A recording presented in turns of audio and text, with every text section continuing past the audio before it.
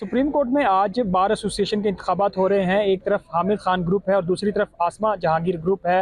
Hamid Khan group पहले जीता था, आबिद ज़ुबैरी उनके जो सदर थे, और इस बार भी कांटे का मुकाबला बताया जा रहा है।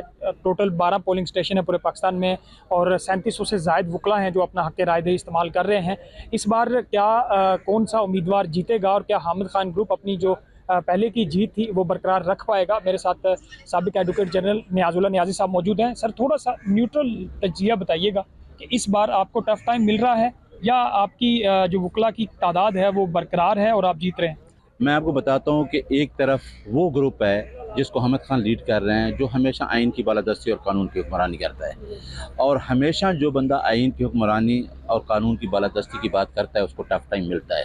दूसरी तरफ से जिस तरीके से लोगों को एडवाइजरियों के लालच, कई लालच दिए जा रहे हैं कि हमारा साथ दें, लेकिन मैं आपको बता दूं कि वकील जो होता है वो डबल ग्रेजुएट है। वो देख रहा है कि मुल्क में इस टाइम हालात क्या हैं। आपकी इस सरज़मीन पाकिस्तान पर जिस तरह आईन पाकिस्तान के साथ हो रहा है, हम कहते हैं आईन ही नहीं है, बेआईन सरज़मीन है। इसके ऊपर आप देखें कि केयर टेकर गवर्नमेंट देखें कि कब से बैठी है, आईन क्या कहता है। इसमें देखें कि इलेक्शन कब होने थे, कि इलेक्शन होने थे 90 डेज़ के अंदर का आइन ये कहता है। आप देखिए कि इलेक्शन नहीं हो रहे।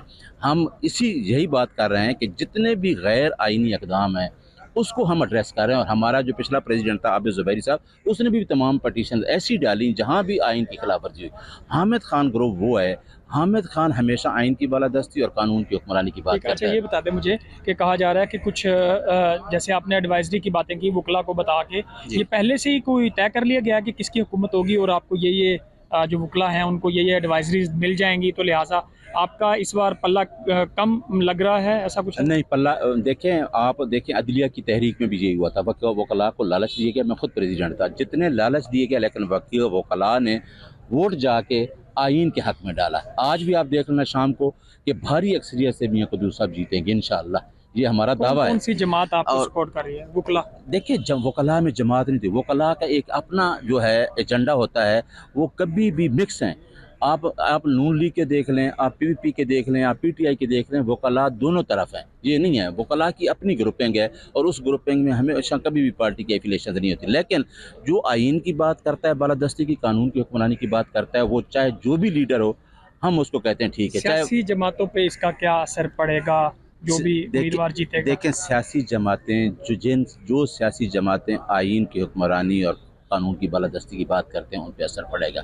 क्योंकि आपको पता है कि इस अदलिया की तहरीक में भी आपने सियासी जमातों का रोल देखा था। अब इसलिए इमरान खान के बारे में मैं कहता हूं कि वो उस अदलिया की तहरीक में भी था और उसने हमेशा हमारा साथ दिया था आइन की बालादस्ती और कानून की हुक्मरानी। ये फ़र्क ज़रूर पड़ेगा कि क्योंकि आप तो 25 करोड़ आवाम यही चाह रहे हैं कि देखें कि मुल्क के अंदर कोई आइन नहीं है, कोई कानून नहीं है, हरासमेंट है, फंडामेंटल राइट्स नहीं है। इस वजह से आप सुप्रीम कोर्ट का इलेक्शन, आपको याद है मुनीर मलिक साहब जब जीते थे ना सुप्रीम कोर्ट का इलेक्शन, तो यही हालात थे। आज मियाँ अब्दुल कुद्दूस साहब ऑलरेडी वो प्रेसिडेंट रह चुके हैं उसी अदलिया की तहरीक में। उनका जीतना इस वजह से ज़रूरी है कि मुल्क के हालात ही आप देखना तब्दील हो जाएंगे। जो सुप्रीम कोर्ट के ऊपर अभी प्रेशर आ रहा है और जो आपने कहा कि एक लंदन प्लान हुआ है और उसके पीछे जो मज़मरात है, हमने वो कामयाब नहीं, हमने कामयाब आइन की बालादस्ती और कानून की हुक्मरानी को